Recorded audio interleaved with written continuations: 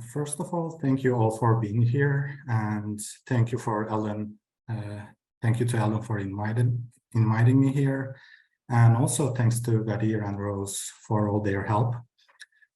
And I'm very excited to be a part of this initiative. And I had decided to take a brief look at the videos that were posted online before, and I was telling Gadir about it, and I really fell in love with them. I really learned a lot, and believe it or not, I ended up watching all of them because they were so useful for me. And I hope this seminar will be as useful to you as the previous ones were for me. So one thing I should say from the beginning is that I'm in Istanbul now, where internet is not perfect. So in case I freeze for some moments, please let me know so that I can repeat where I was frozen. Hopefully nothing will happen, but in case things go wrong. And to start with the lecture, so what will I do? In this lecture, I will discuss some best practices that I think are useful at the introductory level for archival methods. And I will also discuss some of the challenges I have run into while doing archival research. And hopefully I will also try to introduce you towards some first steps towards possible solutions or ameliorations towards these problems.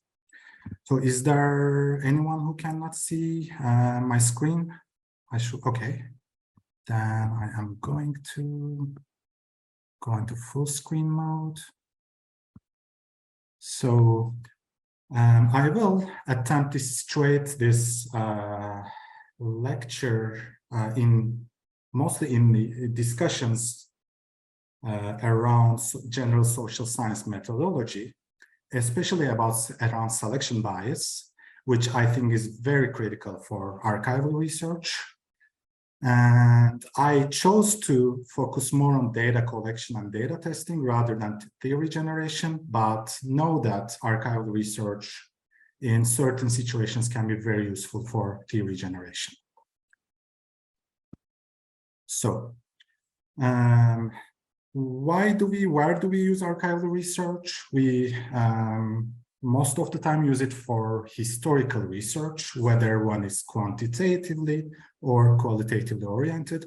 Recently, more and more studies have been coming up with more quantitatively oriented archival research, thanks to improvements in technology.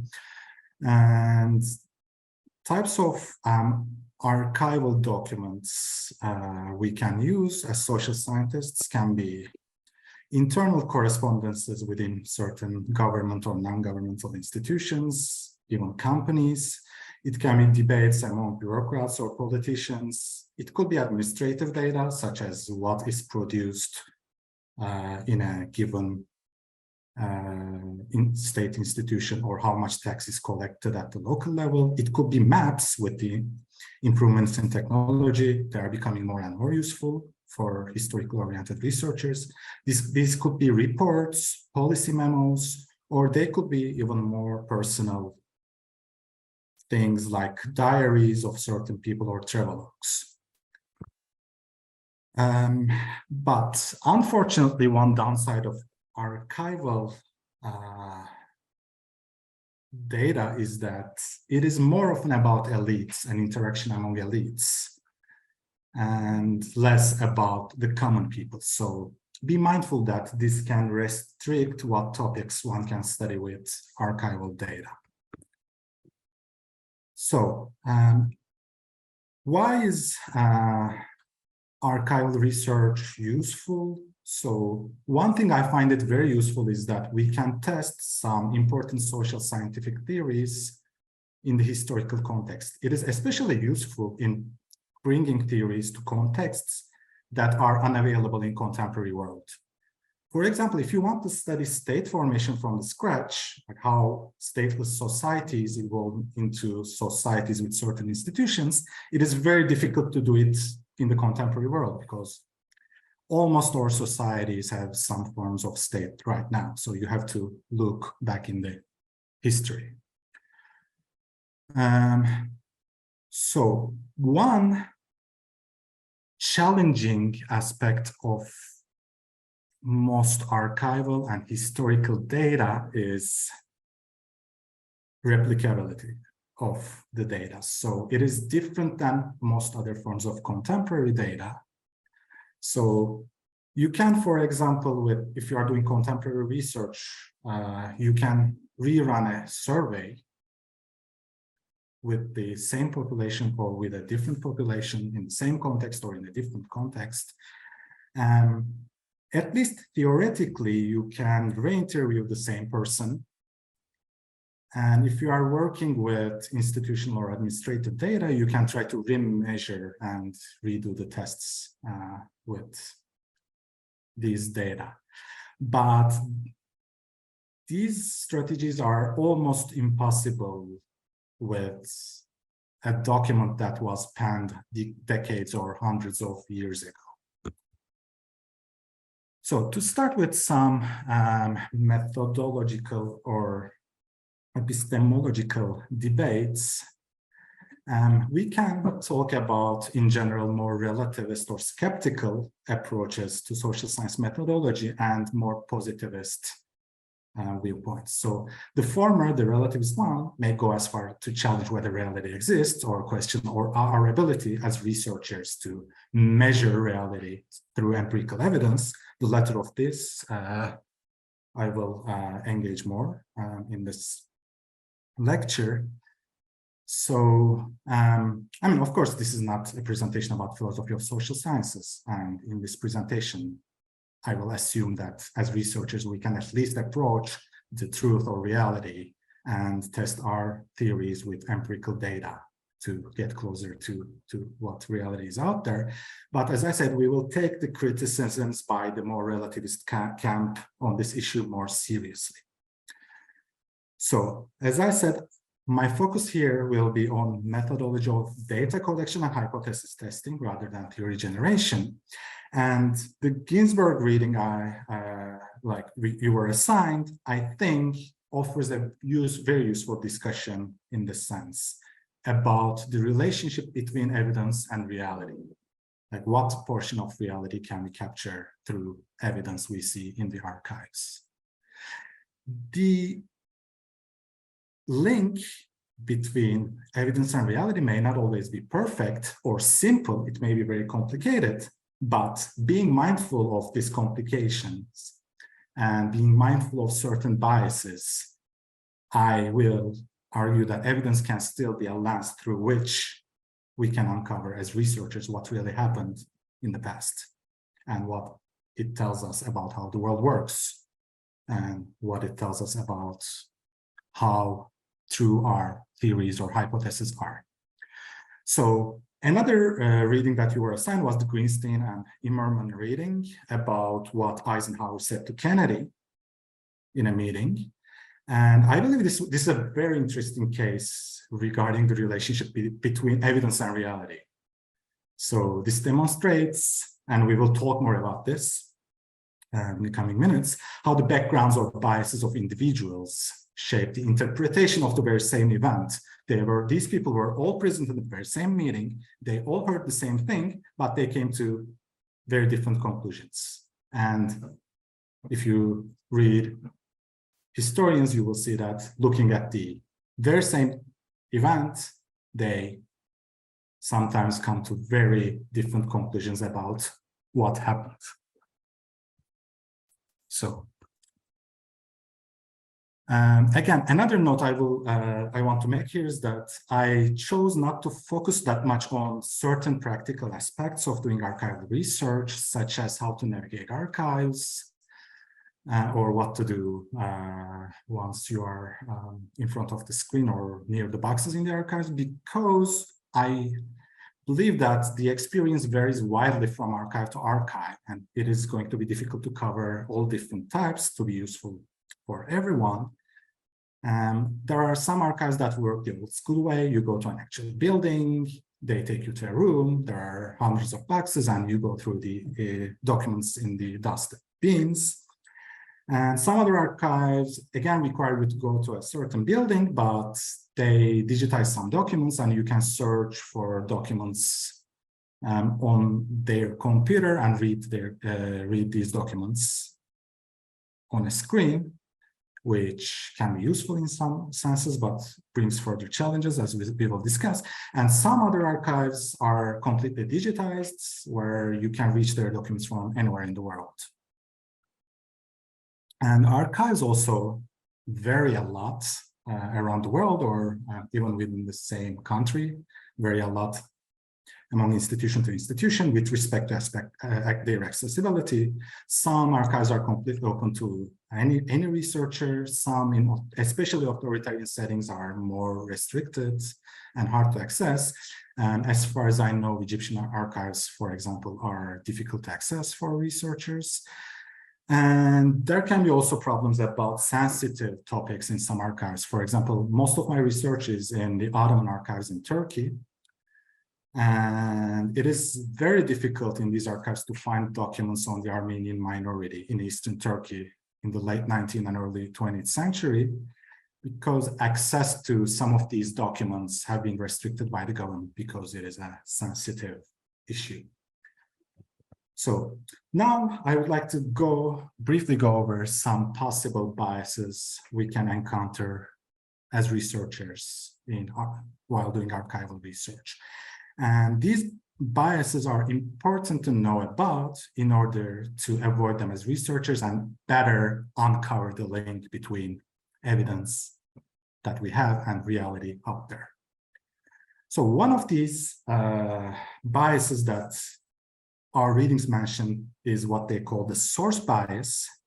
So this is one of the most discussed problems regarding historical documents. And the problem here is that it is often the powerful or the rich or the governments or the government agents, so people in more privileged positions, who usually write historical documents that we can find. And there is really very little that is written by common people, by a villager or by a worker working in difficult conditions, for example, who doesn't know how to read or write. So this should urge us to remember who wrote these documents and why and under what, in what context these documents were written, so that we try to understand what was really going on, in a sense. And recently, as I said, more and more technology is being used in historical research, and more archives are being digitized. So this brings unique opportunities for researchers, but also new challenges. So the Diana Kim reading talks about some of these challenges, where she also talks about the abundance of archives. So we have so many documents, and how to navigate ourselves through this abundance of documents without doing a biased reading of them. And there she talks about 4 main kinds of bias. So first of these is survival bias. So this is which records survive and which do not survive. And this can be a huge problem if survival is non-random. It could be that more recent documents are more likely to survive compared to older documents. So we have more information about more recent events, and if we try to give the same weight to a more recent event and to a further distant event, our analysis can be biased in that sense. Or some documents might be purposefully destroyed by certain people who have certain aims in destroying them, which again can introduce some non-randomness. The second she mentions is transfer bias. So know that whatever documents archives acquire can reflect certain asymmetries, which can be asymmetry of wealth, asymmetry of power, and certain interests can be favored in what is acquired. For example, a national archive is more likely to acquire a document that is going to take their own side in, let's say, an armed conflict against another country. So what you see in a country's national archives might be biased in favor of this country. Or if you are looking at things like diaries, for example, the diary of a politician or an important person is more likely to be acquired by an archive compared to the diary of a villager that archives will not care about. So the third bias Diana Kim talks about is digitization. So again, during the process of digitization, transfer bias might be amplified because you do the same process twice. We first archives first choose what to acquire and then what to digitize. And finally, she talks about reinforcement bias, which can happen due to the researcher's inclinations. This could be ideological inclination or theoretical inclinations or any other characteristics. So because of this, researchers can rely on certain subsets of documents rather than others. And remember that this does not have to be purposeful. One can do this without being aware. And this is why it is important to know about these biases while doing your research. So in the Lustig reading, his focus is mostly on this, inclinations of researchers, or more on the historians. And he says, whatever theoretical inclinations historians have introduces selection bias in what they write. So having introduced all these different bias concepts to you, I want to take a step back and take a broader view on what we'll call here selection bias.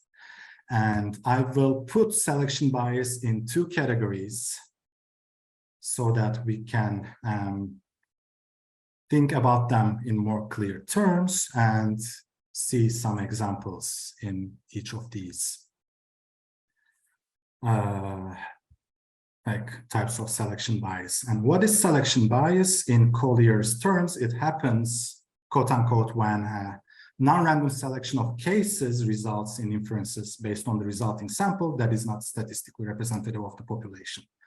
So there is this non-randomness that introduces a bias, and you are looking at a certain subset and you are trying to make an inference about the larger subset. But because you are looking at only a part of what is available or what could be possibly available, your inference is likely to be misleading, is the gist of the story here. So need to be careful about it. And first type of selection bias I want to discuss is about the availability of documents. So I have already talked about why some documents may not exist due to source bias, due to survival, transfer, or digitization biases. Like who writes the documents obviously affects what documents we can see, which documents survive, and which records are acquired, or which records are digitized is obviously going to be correlated with what documents we can see. But another factor that is less often discussed, but what I believe is equally important, is what I will call asymmetry in reporting, or in the language of statistics, you can call it truncation. So the problem here is that events that happened are more likely to be reported compared to events that did not happen. So you cannot expect events that did not happen to be reported. For example, you can read reports about political violence happening in a village in the 19th century because it's an important event. Bureaucrats or security forces want to report it to the government, but you will rarely see something like, oh, in this village today, no political violence happened. It's like almost never going to exist. So what this introduces is that we only see certain values of some variables. In the example that I give, we will only see the existence of political violence, but we will not see any data about non-existence of political violence. So I try to make this more clear with an example from my own research. So one argument I'm trying to make in my research is that ethno-linguistic heterogeneity of the populations undermines state capacity because it increases the transaction costs in obtaining information about the population.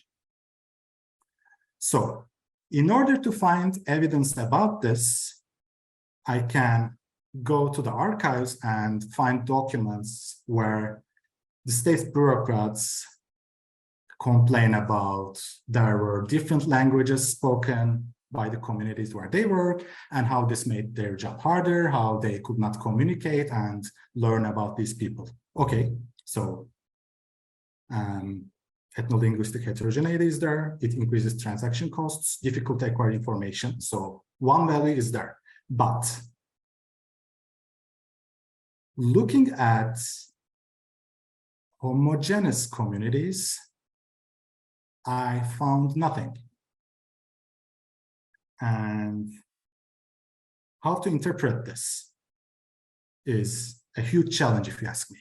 So do I interpret the non-existence of documents in homogeneous communities as evidence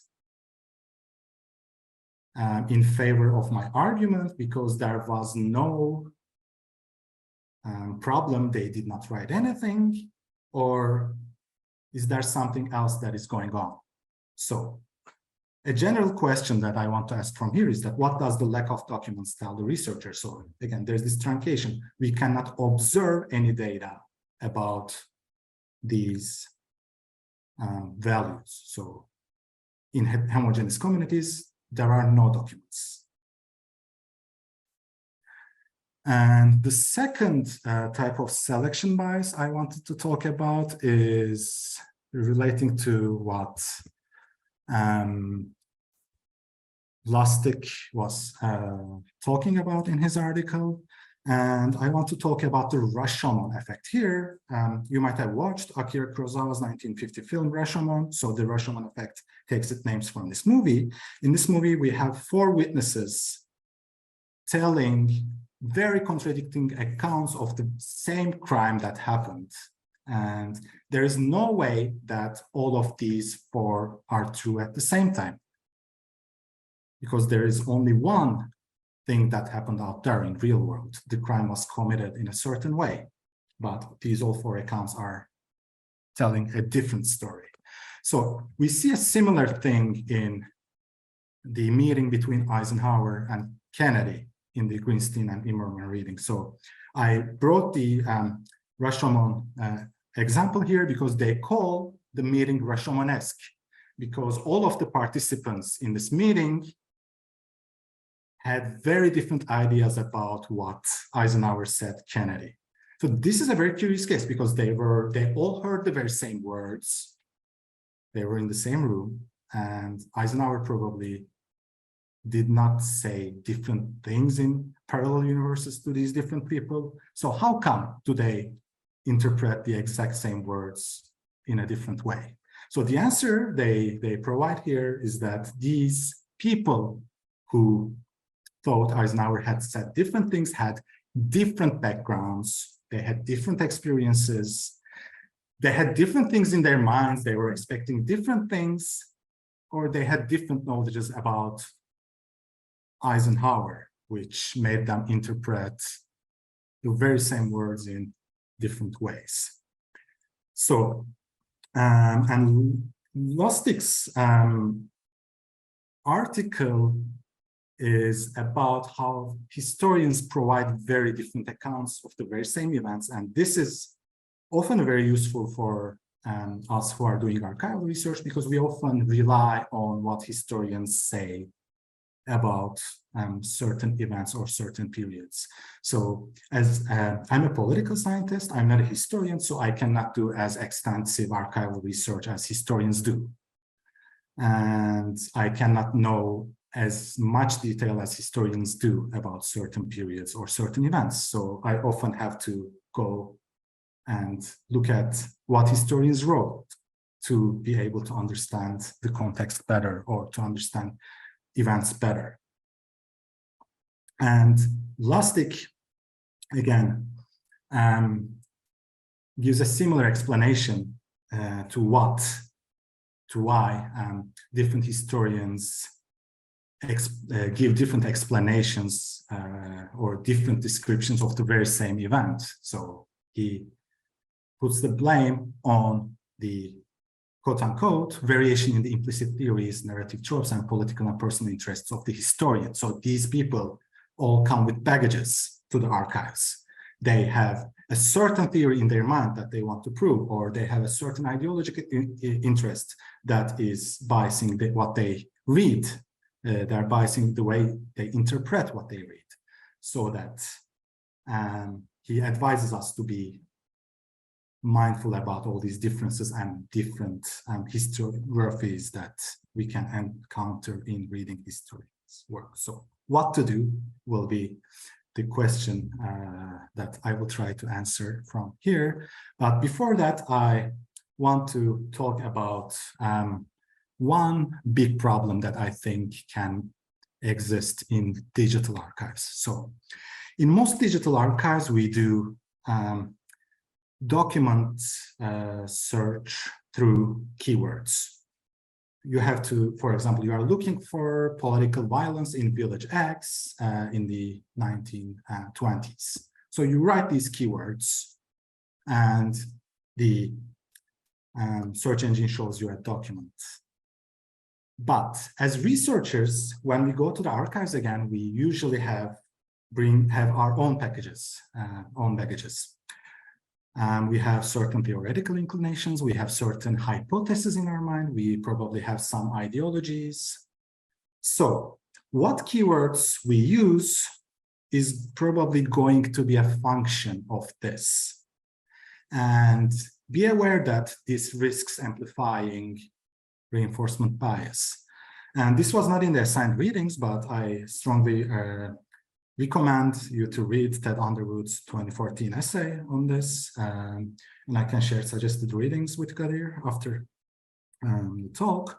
So Underwood warns about these search engines. So he says that a full text search can confirm almost any thesis you bring to it.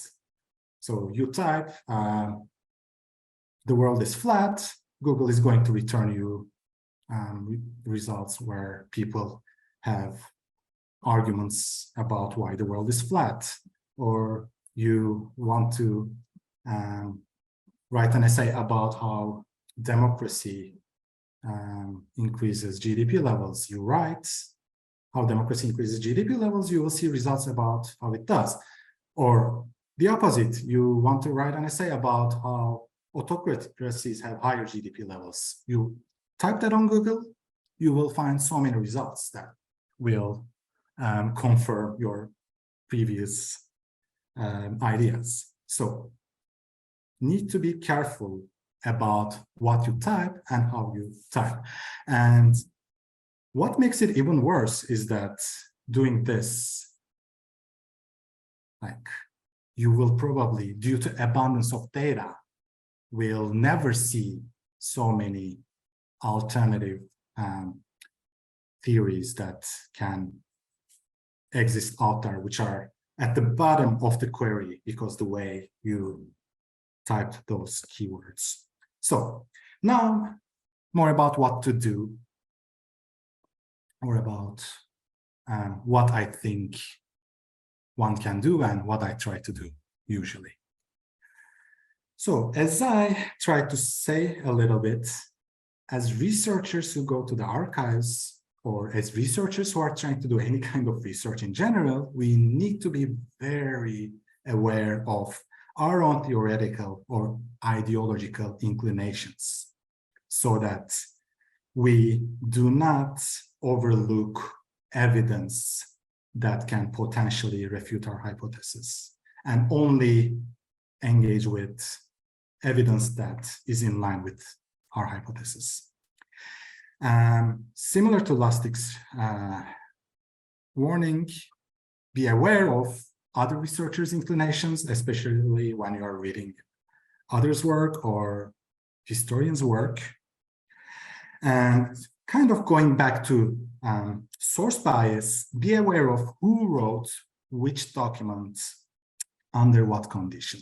So what were the interests of these people in writing these documents? Why did they write it? Who did they write it to? Did they have any intention to lie? Or were they trying to just tell what happened? So again, this is not probably specific to archival research, but about any kind of method, try to be transparent about the sources as much as you can, whether you are doing qualitative or quantitative work. Be transparent about your data sources, give good citations and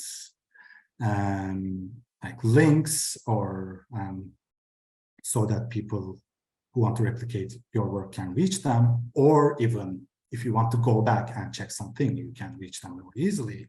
Be very transparent about your coding procedures. So the Cusack et al. And Kreuzer debate that was in the assigned readings, some of that hinges on coding procedures. So being more transparent about them usually helps in like testing our hypothesis with archival data in a neater way, because archival data is already very messy. So coding procedures matter a lot. Yes, the Lieberman reading, I believe, is one good starting source for some best practices in data transparency. So if you haven't taken a look at that, please do if you are interested in especially doing archival research, or in general doing interested in archival data transparency. Sorry. So some more best practices that I have found useful in my archival research. One is double checking or cross-checking the sources that you use. And another very important thing is acquiring knowledge of context before you do archival research and interpreting the evidence about the context. I'm not only talking about the country context here. So you can be like expert on, let's say, Egypt, and you can do work on Egypt. But what I'm talking about as context here is that if you are looking at a certain institution in Egypt, let's say in the 1850s, try to acquire some context about that institution, how it came to being, how it worked, who were the people working there, what purposes it served, etc.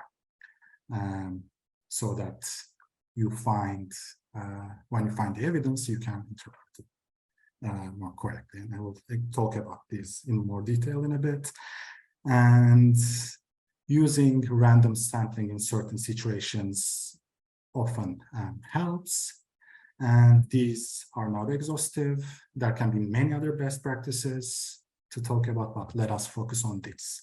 And for double checking, I want to mention and talk about an example that I encountered very often doing my archival work. So my purpose was to collect a data set about fiscal revenues in the Ottoman Empire at the local level to conduct statistical analysis. So I want the numbers to be more or less accurate. And this is one example of a fiscal revenue data from the Sivas province, which is in central Anatolia today. So on the left, you see the original table in Ottoman language, written in Arabic letters. And on the right, I provide its transliteration in Latin script. So the rows here are sub-districts and the columns are different items of revenue. And I was fortunate that I was kind of very nitpicky about this, because when I first tried to check if these people were doing a good job, I found terrible inconsistencies. And after that, I started checking each and every table that I used in my data. And believe it or not, 1/3, 1/4 of them had some kind of calculation mistakes. Sometimes it was very minor, sometimes it was more drastic. So the example here is this middle column. So the first is the Sivas sub-district, the second is Amasya sub-district, third is Tokat sub-district, and the fourth is Karahisar sub-district. And here you have the Yakun, the total. So if we sum these different sub-districts, it is supposed to be this total, right? And doing the summation, I find that it is 83,628, not 73,628, as it is written in the bottom of the table here. So what to do? I double checked here, then I probably need to go cross-check with another source in the archive. And if you're lucky, they exist. They might not always. And yes, this is one simple example. Sometimes if you are especially working with such taxation data or other kind of quantitative administrative data, things can get more complicated. I just wanted to give you the brief picture here. So yes, context is important. As I said, it is important in the sense that you know what to look for, you know what biases can there be in the data, or what possible biases can there be in the documents that were penned by people within a given institution, or let's say people writing about a certain institution. And it is, again, I'm going to repeat this, but very important in interpreting the evidence you find. So this is, again, not specific to archive research, but context often matters in interpreting whatever qualitative or quantitative results you have, or whatever pattern you find in your data. So one very interesting example, again, from my own research, is about the polity for data set. So for a project, I had democracy score in Turkey as a control variable. And I was using another data source. Then I wanted to do some robustness checks, and I decided to do it with polity 4. So in polity 4, the democracy score of a country ranges from 10 to -10. 10 means most democratic, and -10 means most authoritarian in a nutshell. So when I looked at the descriptives, I was really surprised because something was wrong. So looking at the second half of 1940s here, I saw the value of 7 in Turkey, which really sounded weird to me. And if anyone knows the context of Turkey in this period, they will understand what I mean here. So 7 is pretty high. Like, it means this country is democratic, more or less. But the 1946 elections were, I mean, if you read historians, unfree and unfair. And to make things worse, if you compare it to Turkey's democracy score in later periods, for example, in 2000s and early 2010s, it is again 7. So ask any researcher, expert on Turkey, they will probably say there is something wrong with this because, I mean, in the 2000s, yes, this was a very problematic democracy, but the elections were definitely more free and more fair than it was in the 1940s. Turkey, this was a period when Turkey introduced lots of democratic reforms and became an EU member candidate. So I don't think any Turkey researcher would say that having the same democracy score in 1940s and 2000s is something that they can endorse. So again, the lesson here is that know the context so that if you are even relying on data from other sources, you will learn to recognize such discrepancies. So to be clear, this is not to say anything about the value of the polity data set in general. I have used it in my research before, but it is about something being wrong in this very one context. So, and finally, I want to talk about random sampling. So often we have too many documents to read, or in a document, if you are especially trying to quantify data, too many observations to quote from a certain source. Sometimes digital methods such as OCRing, which is the short for optical character recognition, can be helpful in helping you digitize this information. So OCR recognizes the numbers and characters in text for those of you who do not know. So you can directly put them in Word or Excel documents to analyze them. But very often, unfortunately, documents are handwritten and cannot be OCR'd. So in such cases, random sampling may work. So one thing it is good with is coping with abundance of documents if you are doing qualitative research. So you can have hundreds, thousands of documents of interest in a certain topic. And it's probably not realistic for a researcher to read thousands of documents for a single project, especially if you are not a historian. So if you choose to read these documents and analyze them qualitatively in a non-random manner, this can introduce, again, selection bias. Which documents you read might be dependent on your, again, certain background characteristics or theoretical inclinations or ideological inclinations. But systematic and careful random sampling of which documents to read and analyze can help you read fewer documents to save time without increasing the risk of selection bias. And finally, I want to talk about one of my favorite strategies when it comes to elevating the risk of bias. So I use this a lot in my research. It is using mixed methods.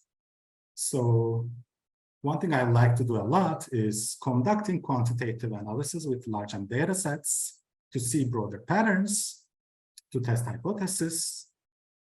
And this shows me the overall relationship between my independent and dependent variables. Why is this not enough on its own? Sometimes, because this data is often limited, so I cannot include any control variable I want. I cannot do lots of causal analysis, or I cannot rule out any alternative hypothesis I want because of lack of data. This is historical, this is very limited, sometimes very messy. You cannot reach any variable in any document to construct any variable you want. What I do instead is that I also read documents in a qualitative manner, to check for mechanisms, and to confirm or refute any alternative explanations that I can think of.